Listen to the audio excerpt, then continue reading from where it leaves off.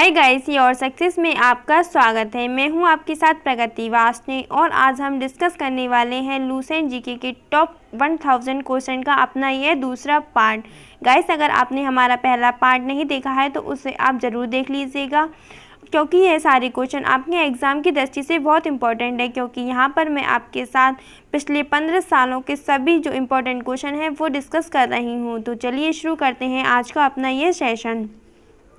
हरियाणा का क्षेत्रफल कितना वर्ग किलोमीटर है? तो हरियाणा का जो क्षेत्रफल है वो है 44,212 वर्ग किलोमीटर। हरियाणा के पहले मुख्यमंत्री कौन थे? तो हरियाणा के पहले जो मुख्यमंत्री थे वो थे पंडित भगवत दयाल शर्मा।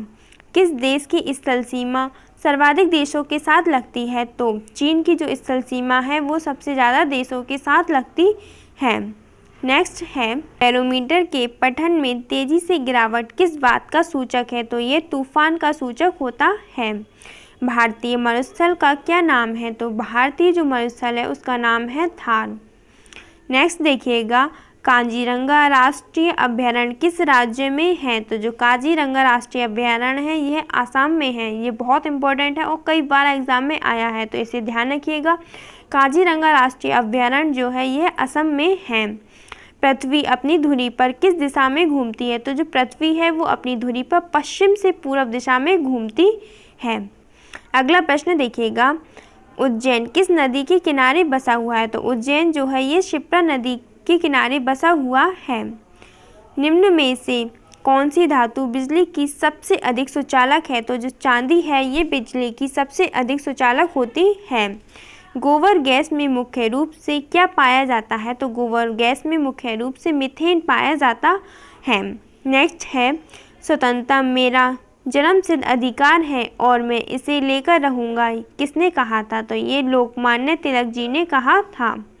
नेक्स्ट है, राज्यसभा के सदस्यों का चुनाव कितनी अवधि के लिए किया जाता है? तो राज्यसभा के सदस्यों का चुनाव 6 वर्ष के लिए किया जाता है और राज्यसभा के 1/3 सदस्य हर 2 साल के बाद अवकाश ग्रहण करते हैं, जिस वजह से राज्यसभा कभी भंग नहीं होती है।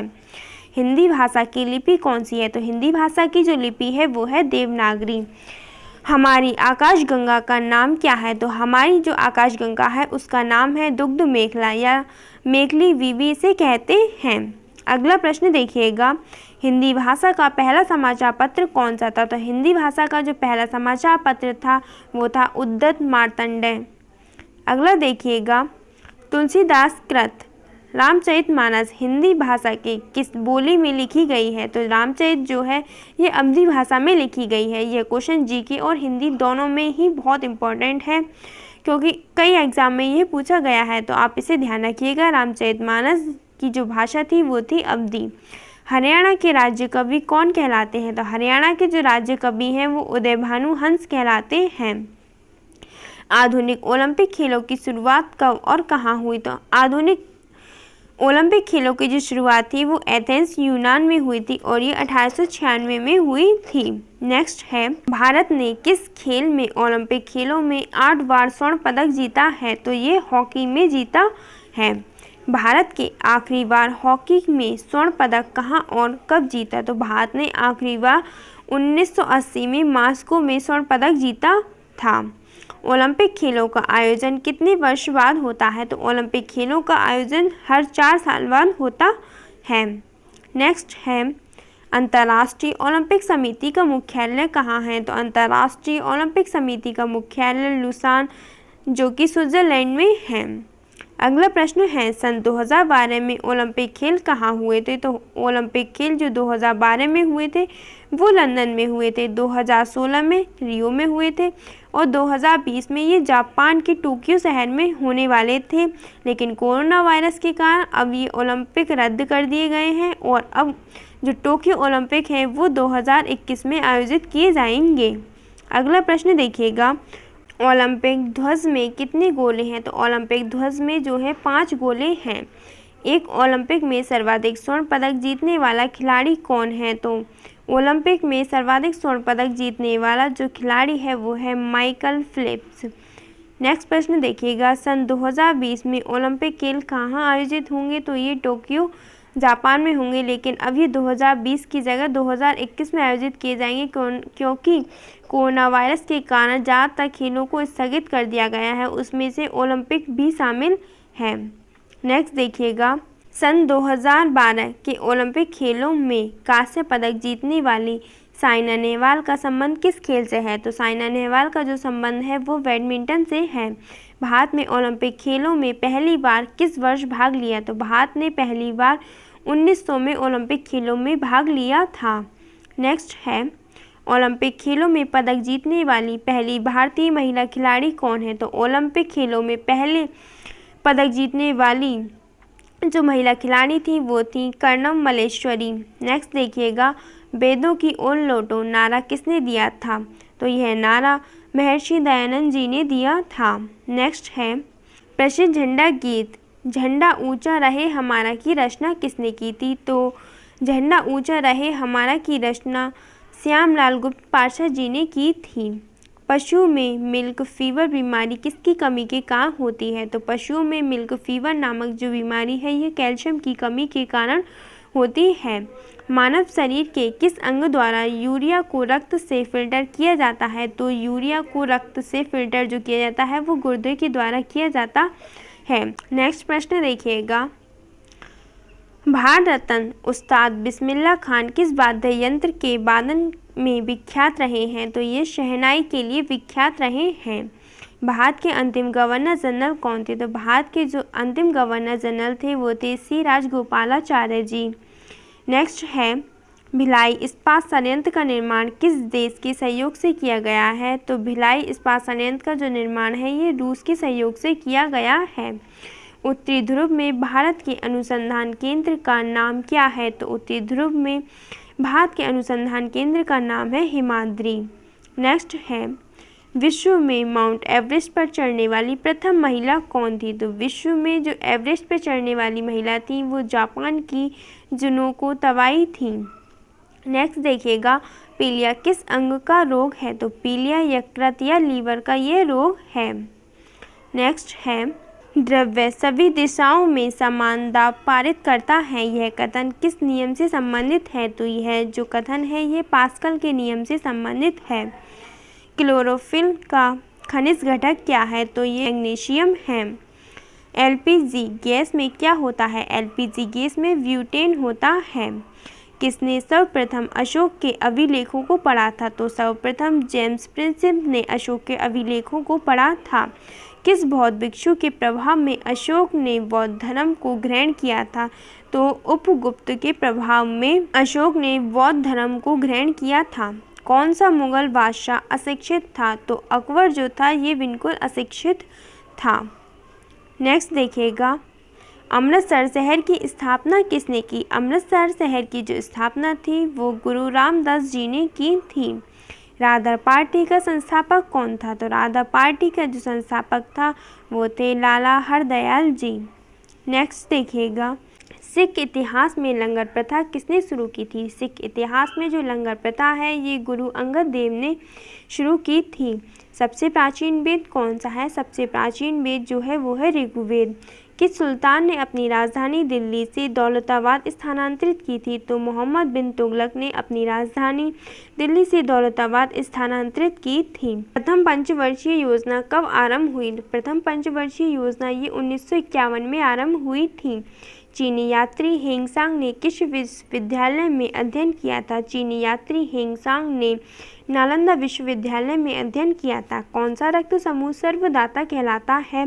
तो जो ओ ब्लड ग्रुप होता है यह सर्वदाता कहलाता है।